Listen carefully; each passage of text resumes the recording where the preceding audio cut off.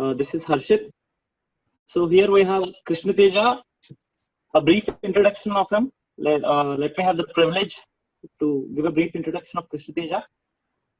He has been a student of RJKT in the first batch of 2008 to 2014. He came from Vijayanagar district. Has done his mechanical engineering in RJKT Newsweed. Graduated in 2014. He holds the achievement that he is the first RJKT student to get selected into the Indian Army. So let's get into direct interaction with Krishna Teja. Hi Teja, how are you? Hi, I'm fine. How are you? Teja, please you introduce yourself in the way you like to. Yeah, you've already given a proper introduction. I'm the 2008 batch student, passed out in 2014. Serving in army since then. I've done my engineering in mechanical, and it's good to be part of this session. I'll try to help students who are planning to join in any way possible. I think maybe after this session they'll be more well informed of what they're supposed to do and what is expected out of the life in army. Friends, here I have to mention you that Krishna Teja has achieved 98 plus percentile in CAT 2013.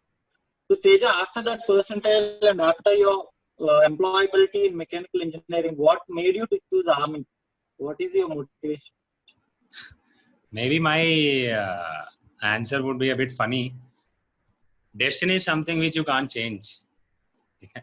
When I was in college, I never thought I would be doing this 5 years or 6 years down the line. I always had different plans for myself. Some of the guys who are on this even know we used to dream different things. Like when I was preparing for CAT, when I was doing my engineering and all. But later on, in 2013, the first batch of interviewers came to our college, and we were interviewed, selected. And then I went to SSB along with 50 other guys from our own college. Then I cleared it. And after engineering, when the call letter came, then I was without any offer. I did not have any. I did not attend any interview. So that is how I ended up there in Indian Military Academy. Got trained, and then things happened. And now the point that I would like to highlight, and for people that it will also be useful for people who are aspiring to join army. When you do your engineering in a way it should be done, like it doesn't depend how much percentage you score. Like I scored some percentage, now it doesn't matter. But what matters is the dedication which you have given to your subject. It will help you. Even if you choose a core job in your in a civil stream, or if you want to come to army, it will help you in ways which you can't even imagine. So I say, whenever you're planning to come into army, people have this misconception that being physically fit would suffice to take me through, but it is not. If you're good, well versed with the subject that you're dealing with in your engineering, it will help a lot. So despite me scoring a good percentile in CAT and my engineering, I came into a field which has no relation to all that, but still they are helping me in many ways. So Teja, you have done your NCC certificates in college level at RJKT. Yeah. How did NCC help you? Like what? How do you rank NCC experience of yours which helped you to crack SSB interview? I would like to answer this in three parts. First one, people are not aware of what defense forces are. There are different parts of it. Which interview will take you where, and what is expected out of you in all those different spheres, and how NCC will help you in these things. Indian Army is one part for defense forces. It consists. Our Indian Armed Forces have Navy also, Air Force also. All these three are the last resort of the country in any possible scenario. Even in case of national defense, or in natural calamities, or any other law and order situation, if it goes out of hands of the civil population, then armed forces comes in. Now there are paramilitary forces, which comes under the Home Ministry, which includes CRPF, CISF, DSF, ITBP, and other things. and of course police it comes under the state government of different states. Now when you are a part of NCC, what they teach you is discipline, because hardly you can do, you will only be associated with NCC for 3 years. NCC A, B and C, each is for 1 year. So when you take part in those, and by the time you complete your C certificate, you will know what uniformed forces are supposed to be doing. So that applies for everything. That applies for police also, for paramilitary also, and for military also. So NCC teach you discipline and physical fitness, which will help you. I have done my B certificate and C certificate in NCC for 2 years. So it has helped me while I'm serving. Like after I have cleared SSB, and after in my training also, it has helped me.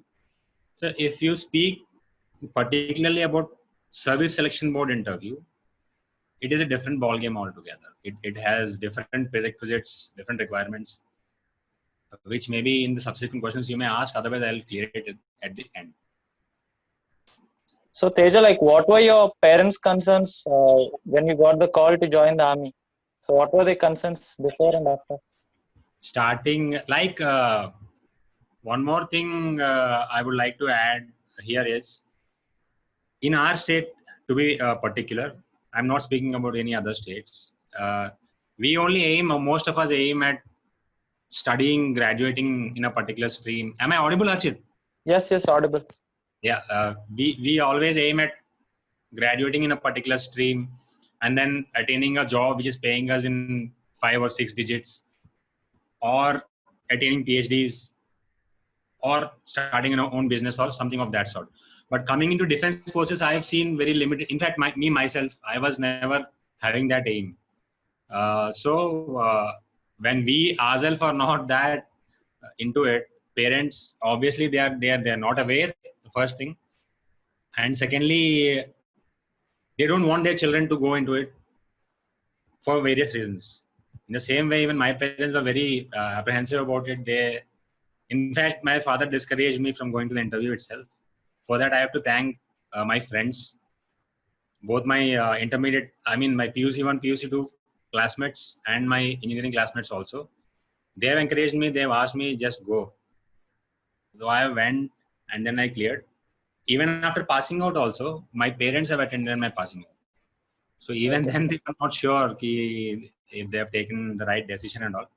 But eventually, when they've seen the discipline which was inculcated in me, the way I've changed myself, they were confident, and now they visited me on both my previous postings, so they're happy. Right. So Teja, like, the most important question which students would expect from you to answer. So what tips would you give to these aspirants who want to go to SSB interview? The only single line thing that I would ask them to do is be yourself. Be yourself, that will sail you through. I can give an example, that is me myself. I never knew what SSB interview was before going there. There was one lecturer, Mandeep sir. He used to be in mechanical engineering department, who has attempted this interview for 15, 16 times, but he couldn't make it. He was the one who has motivated us, ki you have to do this, and this is how it is supposed to be done and all. That is for 3 days before going to the interview. Apart from that, we never had any training. Despite that, what I did there was, I just was myself. There were 3 parts to the SSB interview. First part would be an exam, written exam would be there, where your aptitude will be tested. And then there is a psychological assessment of yours. And then there is a personal interview. And then there is a group testing officer who stays with you all the time. So instead of being determined or trying to be somebody else, just be yourself. That will make you through. The only thing people should know is, what are you being tested for there? It is not like any other interview. It is for 5 days in 2 parts. Each part has different meaning and different requirements. So even I have suggested some people a book also. There are a lot of books available on internet. So download them and just go through all the steps. Once you go through, then you'll understand what is required in which step. So then you have to see in that particular step, how can I react? So just go there, react. And finally, I would say enjoy the procedure. The procedure that you're going through is very unique and it is very fun to go through. You will make it through. Anything which any of the aspirants feel that they should speak to somebody who has gone through, then I'm always available. You can talk to me, or there are also two other guys who have cracked this, one from our own batch 2008 and one from 2009. So you can approach them, they will be able to guide you. So Teja, could you explain us the growth opportunities in Army for the students who enter through SSB? Like now you have mentioned this particular thing of entering through SSB, so I would like to take this opportunity to clear one more doubt which people will be having. Okay. Indian Army is an organization where there are three steps in the sense, when a recruit enters into army, that guy is called a Jawan/soldier. For him, the requirements to enter is different. He needs for different. There are also different trades in it, like general soldier, clerk, barber, washerman. So depending upon their qualifications, they enter, and then they take promotions with their experience and become a JCO. That is two steps. Jawans will be having JCOs above them, and then the officers. They are the president's commissioned officers, and which everyone should aspire to become. That is after graduation. There are various entries, both for men and women. Depending upon the requirements, there are different entries. So once you go through SSB, you will be a commissioned officer in the Indian Army. There are two types of commissions: permanent commission and short service commission. There are a lot of there's a lot of discussion also going on in the present media these days. So short service commission is for 10 years. You're supposed to serve for 10 years, and then if you want to get it extended, you can get it extended up to 14 years. Permanent commission is for permanent, like any other government job. You have to serve until you retire. You can serve until you retire. There are other clauses also for it, which I don't want to delve into. So now once you clear your SSB and your medicals are done after you clear your SSB. Then the opportunities would be, you will start your service with the rank of lieutenant. Lieutenant is the first rank in army, and after that you become a captain, then a major, and then so on. So up to lieutenant colonel, it is a time-bound promotion. Like for after serving 2 years as a lieutenant, you will be a captain. After serving 4 years as a captain, you will be a major, and 13 years lieutenant colonel. And above that, it depends on your merit. So after clearing SSB, this is how you go. You climb the ladder up. But I am, mind you, the ladder is very steep. The competition is very tough. Like SSB interview itself is not it's not a normal any other interview. They have a certain benchmark for you to meet. If you meet it, you will be through it. If not, then you just go back.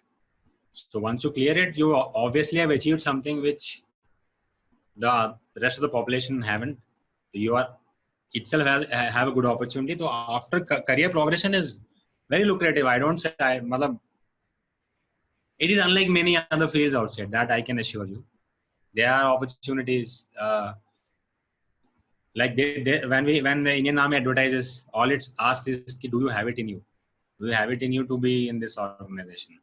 Or I also would like to say that it is not a profession, it is a way of life. Once you come here, your way of life changes. So you have challenges every other day. Your life is not same every day. Like in any other job, you may have a specific schedule. You sit at 8, you get up at 8 in the night or whatever. But yahan pe it is not that way. So I would say once you clear SSB, the life is all yours. Multiple opportunities. One more minute. Maybe I'm sure. Sending this.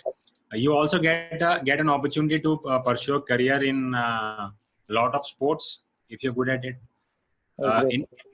You can also pursue MBA/MTech by availing study leave, which is for 2 years. Am I audible? Yes, audible.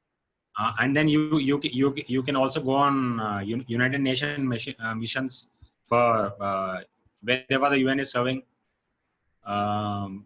What all you can go for adventure courses and a lot many opportunities which I'm pretty sure civilian population will never get. So I say they're all precious opportunities.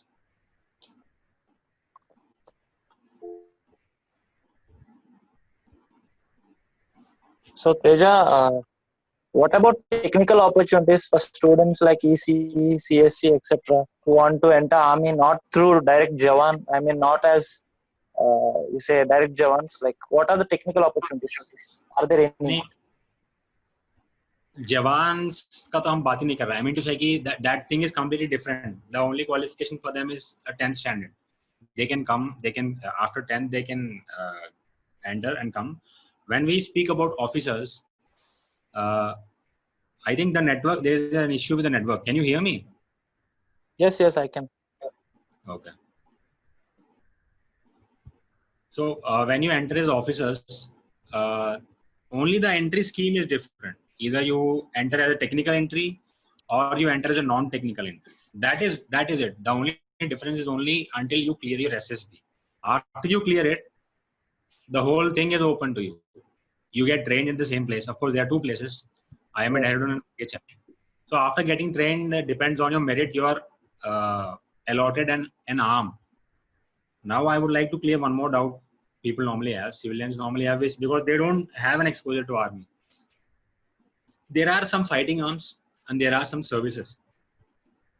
In fighting arms, your primary duty is different. In services, your primary duty is different. But once you got commissioned as an officer, it doesn't matter whether you are technical entry or a non-technical entry. The thing that is expected out of you is same everywhere. The only difference being where you're posted. If you're posted in field, your requirements are different. If you're posted in peace, your job profile is different. Like in NSG, you can opt for NSG also for a specific tenure of time. So there your requirements are different. If you speak about specifically EC, computer science, somebody who is very good in coding, who is very good in some electronic thing or some technical thing, he can always project his technical expertise, and it is very much required these days. There is no dearth of opportunities. The only thing I want to clarify is there is no difference. There is no difference between a technical entry and a non-technical entry. Okay. It is the same platform for everyone. So recently, like after the Supreme Court judgment, Indian Army has started taking more of the women into the permanent services as well. So how would you advise our future Army girls aspirants and teenage girls out there who are aspiring for Army? What would you advise them? Is there any gender bias in Army, or the Army is ready to take girls? I would like to go with a very general statement here. Nature itself is biased, Harshit. Nature itself is biased in many ways. This is just a controversial topic. Even if you remember back in our English club days, we used to fight a lot on these things. So it is there everywhere. People, to make it a controversial thing or something, people keep saying this. But I would like to bring in facts to support my views. Sure. Our society is different when we compare it to the Western world. We can't compare ourselves to the militaries somewhere else, because I say we are the best. We are the best anytime. That I can assure you. Now coming to gender bias, there is no gender bias in Army. The only difference is in 1992, if I remember it correct, women officers were first recruited into Army. From then on, they are doing an excellent job. They are not in combat arms. Even to this day, they are not in combat arms for various reasons, which I don't know. But in whichever arm they are doing exemplary good way. They are competition. Once you come in, that is the beauty of Army. Army doesn't ask from which part of the country you are from. which caste you are from, which creed you are from, which color you are, which gender you are, and which religion you are. I very proudly say this. We even don't have a mandir, a mosque, or a church in our units. All we have is a Sarv Dharm Sthal where people from every religion can go and pray. It doesn't matter. It doesn't matter. It only matters is key if you're leading that particular group of troops, and if I'm a Muslim, then I'm a Muslim. If that guy is a Christian, if I have Christians in my troops, then I'm a Christian. Is that is the beauty of army. The same thing goes with gender bias too. The man doesn't mind whether you are a man or a woman, you're male or female. You're an officer for them. It is just that. Now what has happened is, now that you've brought up this permanent commission thing, previously women were not offered permanent commission in army. They were made to take they enter a short service commission like many male officers who also enter the same, and then they serve for 10 years. If they want to extend, they used to take an extension for 4 years. Now recently, if I'm not wrong, a week ago I think the government has given an order. Even they can apply for permanent commission. So that Teja, again, one more thing I would like to bring, which students expect from you. So Army has given out this proposal to take in student internship for 3 years. Right? What is your opinion on that? Will it come into effect soon? before that, I think I've missed out on regarding girls from our college. I think I have not answered. They must apply for this thing, because particularly from our state, I believe people will do exemplarily well if they come into armed forces, percentage of which is comparatively less. So I would suggest all the girls out there who want to pursue a career in armed forces, there is no better place. You're always welcome. There are 3 entries for women officers, and there is this join indianarmy.nic.in. That website is very clearly given, all the required credentials and all. You can go through it, and if there any clarity is required, like I've already said, we are readily available whenever to approach. Now coming to the present question, that is something which they have taken up. That has just come in. Before answering this, I would like to say there are a few countries in the world where serving in the army is mandatory. I'm sure you're aware of it. I don't know the exact. Like Korea. Korea is an example. Yeah, Korea, US, China, and the other countries also. If I'm not wrong, Germany and France also, they have this thing. But we don't have it, because we are a democracy and we have a different set of rules operating. And now this 3 years internship program, I would like to say it is like a short service commission only. And there is nothing clear about this policy. What they are trying to say is to give an exposure to students is what they claim. I don't know who claims, but that thing will be good. Like it is like a short service commission. You have to clear your SSB, you have to get through your medicals, and then you'll get trained, and then you'll come and serve for 3 years and go off. That is so what. let's say it is materialized next year. Yeah. So would you recommend our juniors who complete their 4th year this year, would you recommend them to go for 3 years into army? Would it be useful for their careers? It would be useful if that 3 years can be extended further, because once you serve for 3 years, obviously you will develop a liking for it. Yes. Or you may not like it, then you can leave. That's a different issue. But for somebody because these are prime years. Yes. These 3 years are your prime years after your engineering. So if there is an opportunity, if there is a clause like after serving for 3 years, you can extend it if you want to, then nothing like it, they can come. But otherwise, if it's only for 3 years and then you are supposed to leave, then I think It depends on the interest of the student. It depends on the interest. So one more, Teja, I want to get this doubt clarified. Many of us as civilians or from outside, we believe army has a lot of rigid mindset. The Jawans are asked to do as they're ordered. Yeah. So how true it is? Like, do you have that ability to think and work there, or just take the orders? I would like to. We are supposed to be rigid, Harsh, because now that this question has come up, I would like to add one more thing. Maybe that will be useful for civilians or everybody for that matter. Army is different. You can't compare it with any other multinational company or any other organization for that matter, person. We have a different set of rules operating. One mistake and you lose lives. One mistake and it is the nation's interest at cost. So you can't just go by whims and fancies of everybody. We are rigid in terms of physical fitness. We are rigid in terms of rules. We are rigid in terms of discipline.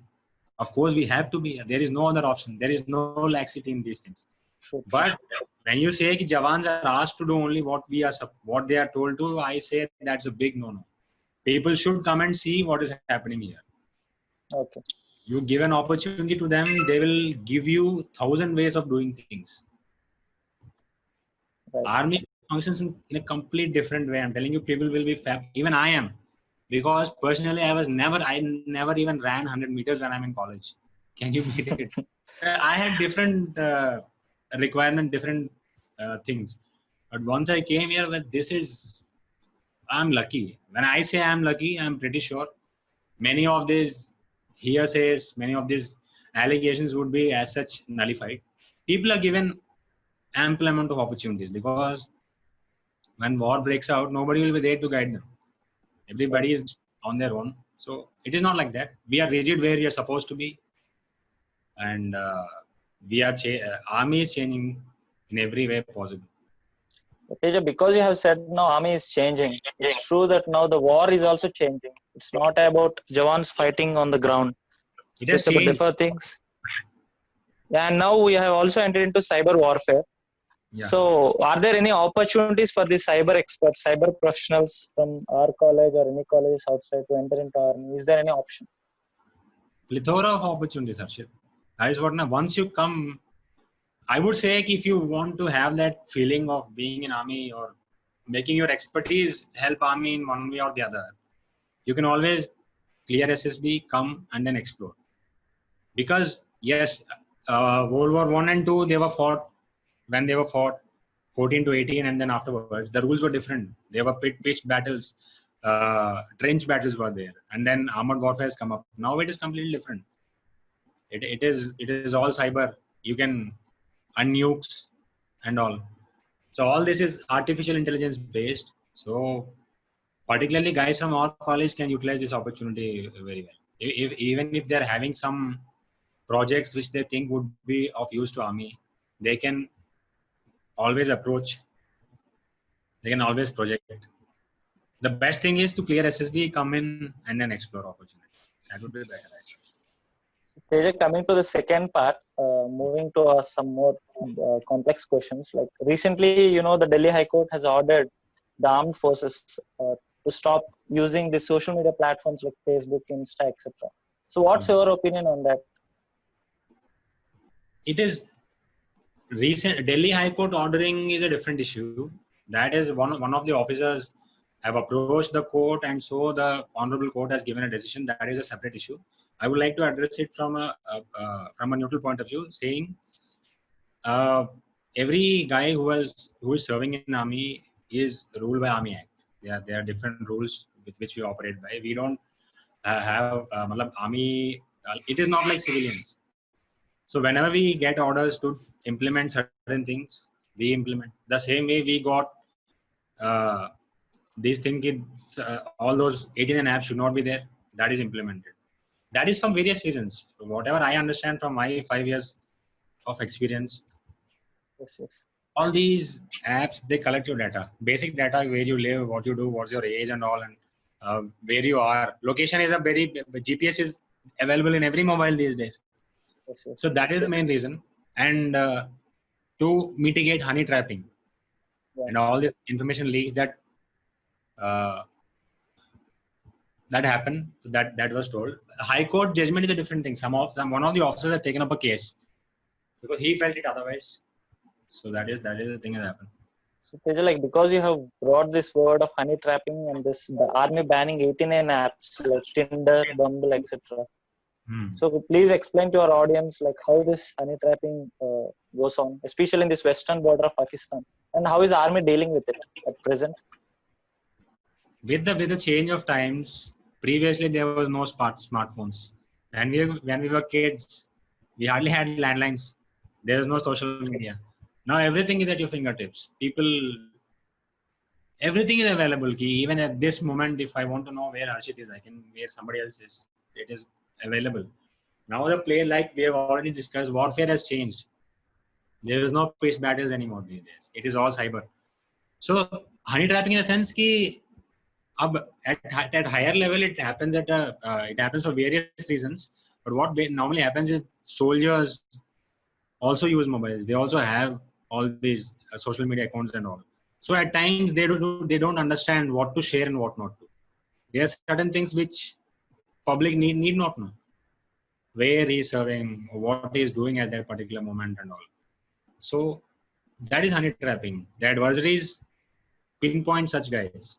This guy is serving here, so if we can get behind him, somehow trap him by luring, by maybe by subterfuge, by blackmail, or by some software attacks like Trojans, phishing links and all. So this is how honey trapping happens. They trap you in one way or the other, and then they try gaining information from you. So anybody can fall prey to it. Even if I get a mail from a source and I just click it, there are that options also. I don't exactly know the terminology. Maybe computer science guys may be able to fill in better. You just click the link, you don't even know that there is a malicious software installed on your computer and all the data will be siphoned off. So all these things happen. To prevent that, all these apps were banned in the first place. And what is one more thing that you have asked that I've missed? I mean, what steps is the army taking right now to reduce this? These steps are always in place. Right. There are various forums in which unit or subunit commander addresses his troops, takes care of his welfare, and during all these things, they are briefed what to do and what not to do, how to deal with if there is any call from our adversaries. People keep getting calls from our western and eastern adversaries. I don't want to take names, but we all know. So that calls keep coming. So that there is a channel of reporting. They report, I got a call from so-and-so number, and then necessary action will be taken. Though there are teams at different levels in army to deal with this, to mitigate it. Now the whole world is open. Actually, it's a small village now. There is no boundaries. So things keep happening, knowingly or unknowingly. They keep happening, and necessary steps are taken at whatever levels and however it is deemed fit. So Teja, now if you see every government department in India, whether it's central or at state level, there will be shortage of staff. So I have recently read that even in army there is huge shortage of staff, particularly at the officers level. So how does the Indian Army deal with it? Actually, why is this happening is there are fixed requirements. Right. So by the time when I attended my SSB, there were out of 300, only 5 were taken. Not that others are useless. They are not suited for whatever is required out there. It is just that. I know a lot of people among them who are doing exemplarily well in some other fields. Even few people are there in this session also. True. So it is that way. Even if they have come here, they would have done exceedingly better. If all those 300 would have come here, they would have done better. The only thing is, there is something which the selection board has wanted in them, which is not available, so they have not taken it. It is not like any other thing. Like if suppose a multinational company is giving out a job notification, they say there are 50 posts available, and if 300 guys come, they take 50 out of 300. And if there's any other government job, for that matter, some lecturer post in some specific college, they have a certain set of requirements. Like you're supposed to have a degree in so and so field and some experience, and then you clear your interview, and then you're in. But it is not that way now. Until and unless you have that specific set of qualities that are required out of you to be an officer, you're not chosen. That is one of the reasons why there is some shortage of officers, and that is why they are increasing now intake in short service commission and all. It is not a problem. It is not a problem. Okay. So now moving to this Galwan crisis thing, I would say the threat perception of India has changed significantly after the Galwan crisis created by China. So now, like, how does the army motivate the soldiers at this point of time, where everyone is feeling that we may be attacked from both sides of the border by two big nuclear powers?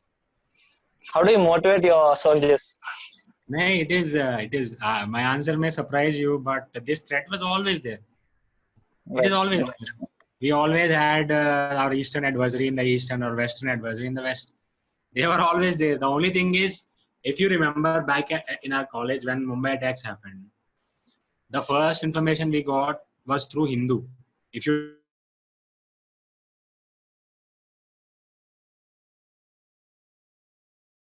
read news, acha, this thing has happened. After it used to get mitigated, acha, these are the corrective steps taken by government and the army or the paramilitary or the local police, and then these many casualties has happened. Well, that is how information used to flow in those days. But now Continue. before even that thing has even started, general public come to know, acha, wahan pe kuch chal raha hai. There is something happening there. So that is what the only. This threat was always there. It will always be there. So regarding motivation of troops, now that you have asked regarding Galwan crisis, I would like to quote the same example to you. Sure. I'm sure people must have read articles of what has happened there, how things turned out and all. So we are all already motivated. Our guys are already motivated. Whatever casualties, double, triple, I'm pretty sure China will never reveal the number. But I assure you, they are thrice or 4 times more than what we have suffered. But the pathetic condition of Chinese is they'll never own up. They don't care. They lose 100, 200, they just don't care. But we are not like that. We don't leave anybody behind. We don't leave anybody behind. So that way they are already motivated. Once that thing has happened, the kind of reaction that has taken place there itself is the proof how motivated troops are. And yes, your question is also relevant in a different way. Like when these things happen, and media projects it in a different way. Like each media guy who's working for channel A projects it in a different way. Guy who's working for channel B projects it in a different way. So I think maybe I'll digress from the topic a bit. There should be policy for media to follow regarding any news related to defense forces. Of course, freedom should be there, but somebody who is not aware what is happening on ground, what a battalion is, what a company is, they keep harping about those things, which will adversely affect the morale of troops on ground. And it will take a lot of time again to get them to that morale. People, officers and JCOs on ground and other guys on ground face a lot of difficulty in dealing with these things. So I would say there should be some policy which, or guidelines rather, to guide media to not give whatever they feel That's like. a good advice. Otherwise, in the motivation of troops, commanders at various levels keep interacting with them daily, so they're always motivated. So this, do you have an internal grievance mechanism, proper mechanism? Because you are not, you should not come out on the media, etc. Because you have Official Secrets Act, Armed Forces Act, etc. So do you have proper grievance redressal mechanism inside? I think I can say we have the best grievance mechanism any organization can ever have. Any organization can ever have. We don't need media. We are like a family. That, like I already told you, army is a way of life. We are like a family. Once you are here, you are like a family. Wherever you go, you have somebody to look after. You have some people whom you should look after. So it is a two-way thing. Everybody has down the chain different people to approach if he or she is having any problems. So the grievance mechanism is foolproof. If somebody is coming out in the media and harping, this is not being done, then he's inefficient, he is useless. He is not a part of the armed forces of India, that I would say. The grievance mechanism is as such that even if the youngest of soldiers have certain problem, he can always approach his senior at any time. And then down the chain it comes up and the solution, 99% of the time it gets solved itself then and there itself. If there is any problem, it comes up and then it is solved. There is no problem in the grievance mechanism cell of army, that I can assure. Okay, right. So Teja, now I have one more question for the students especially. So I'd like to ask you the comparison of a aspirant entering into Army, Navy, and Air Force. So many aspirants outside feel Army is better placed and more attractive than Navy and Air Force. What's your take on that? Do you have any bias of such? I would say Army is better, but no, it is not that way. It depends on how you see your life, how you see your professional life. Army has a different set of requirements, Navy has a different set of requirements, and so do Air Force. So it depends on what you see, what you want your professional life to be. So like, how is the present Corona effect on you and the Army? Like my hairstyle itself is an example. Otherwise, I would have had a crew cut, but now I would say there are a lot of restrictions because manpower intensive force. We are a manpower intensive force. We work in groups, we work in teams. So this thing is now social distancing and all has come up. Things have changed the way we operate previously, and now we got used to it. Now we are operating as per government guidelines and other health guidelines that are time and again being passed. So nothing much has changed. It is the same thing. The only thing is being more careful, trying to prevent this thing, but let's see how it turns out. So like, I would like to ask my last question. Like, what are your future and post-retirement plans? You can tell us in brief. Future, I'm happy right now. I've never expected to be this way when I first joined because I'm not from a background, army background. I don't have anybody, even my relatives, or even in our college also, we had very less exposure to army or what that is. So initially I faced some problems. Physical fitness used to be a problem, which now I have overcome. So now I'm happy. I'm in a very wonderful organization. I sleep peacefully every day. So all I want to do is I want to improve myself, be a better self of me every other day, and serve my men and ultimately my country. As long as I am in army, and even after that, post-retirement plans, I don't know. Maybe I want to farm or teach. Not yet decided. Okay. Thank you, Teja, for participating in this webinar. Anytime. Whenever you feel free, you can ping us whatever you want to teach or share your experience with our juniors or the outsiders. Change Role India is always welcoming. Thanks once again. Thank you. It Thank was you for nice talking to you. Yeah. Thank you, Teja. Okay, Ashit. Bye.